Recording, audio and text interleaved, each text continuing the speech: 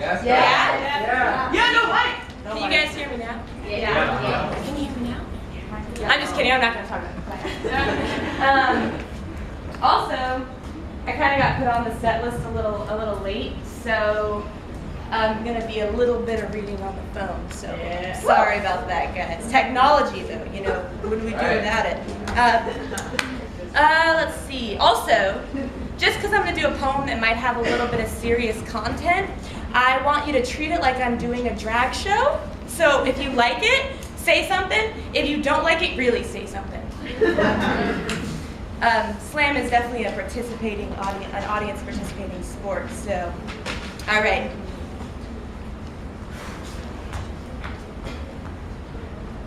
Beater, spit, wet back, go back to Mexico.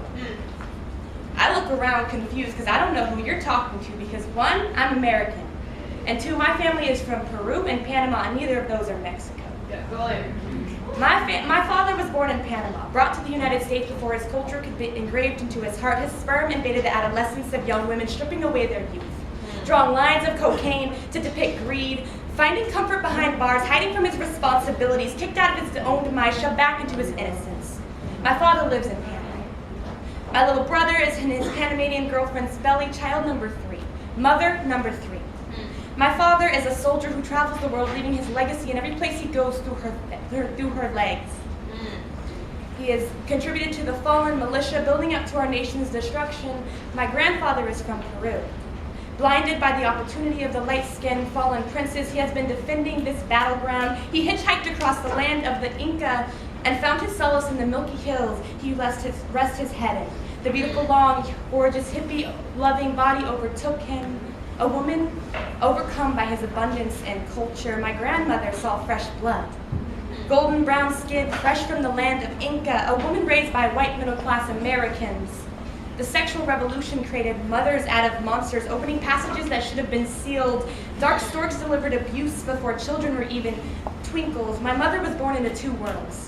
Madness traced lines of comfort. Becoming an orphan was the only blessing this world ever gave her. Every time my grandmother looked at my mother, she saw the disappointment of her parents, so she beat her, hoping to beat the Latin rate out of her.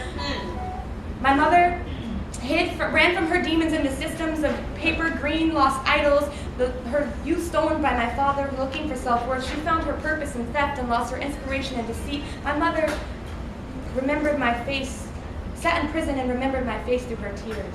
She sent her motherhood in letters thousands of miles away, hoping that compassion and love would reach my ears and spark forgiveness. I am the product of America. I walk down the path of destructive evolution, watching children lose sight of whom they love more and who buys them more. The color of my skin prompts questions of my downfall to my peers, like, how come you can't afford to look better? I try to forget that 80% of whites graduate high school, but less than 60% of people who look like me reach that finish line. This country manufactures much lost in their veins of heritage. We forget that America consists of North America, Central America, and South America. I'm a puzzle piece in its map of confusion. Hypocrisy isn't a fashion trend.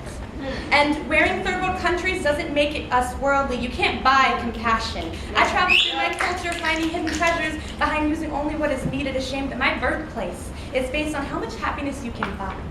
I watch hands blacken from tending the land that provides for them. I hear the voices of a child selling pasteles to provide for his family.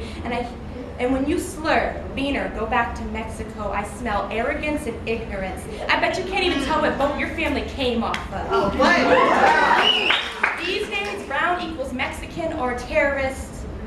And I just hope you remember that I was born in the United States, but that's not what makes me American. My family rose up the ladder of discrimination, and we still fight the arrogance of our light-skinned siblings. And we face our problems to better the future of our children. I'm 100% pure blood American mud. Y no me digas que no soy ni americana, porque mi familia construyó este país. Thank you.